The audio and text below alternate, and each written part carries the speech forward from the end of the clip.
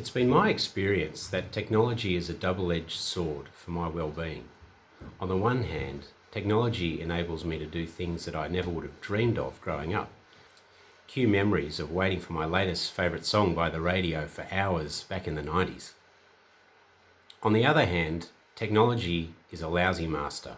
In the digital age we live in, it is easy to treat the mobile phone as simply an extension of our hand, constantly scrolling emails, social media feeds and text messages. If you're not careful, this can put the mind in a constant state of distraction, which makes it difficult, if not impossible, to get things done. The challenge for us all is that the digital tools we rely on to stay connected to one another, learn new things and do our work are also the same tools that place relentless demands on our attention, which can and often do pull us away from the things we want or need to do. A study done at the University of London found that constant emailing and text messaging reduces the person's IQ by an average of 10 points. And this is the interesting part. For men, it was 3 times as bad as for women. So 15 points for men on average, 5 points for women on average, reduced IQ from that activity. So it tells us that men are particularly poor at multitasking, but it affects everyone. As someone who has suffered from obsessive compulsive disorder, I find that using social media can make me feel anxious, and I therefore am careful with how I use it. It's certainly a mental health danger zone when it comes to personal things like politics, body identity, and religion.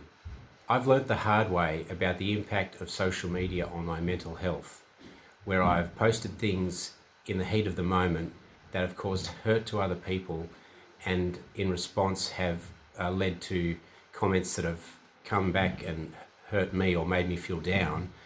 So I've learned the hard way that I need to be careful with how I use social media and how impulsively I am in responding to what I see online. Here's my 2 cents for anyone looking for guidance on how to prevent technology-induced anxiety. In your free time, be deliberate about what you are doing and when is a good time to be on your phone and when isn't. The rule of thumb I go by is if I pull out my phone and I don't have a clear intention of what I'm going to do, then I'm going to end up probably mindlessly scrolling social media or my email inbox, neither of which is satisfying when I'm in that kind of mental space.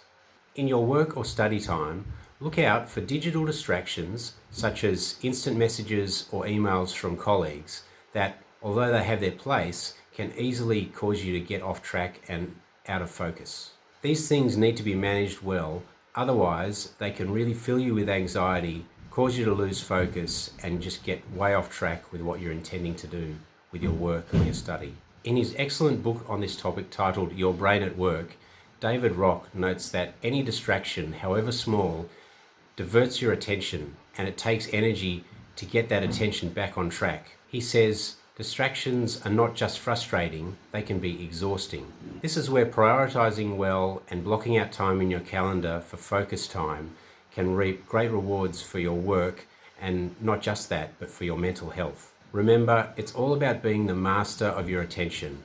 And if you are not, a demanding work colleague or a social media algorithm will be the boss. And none of us want that.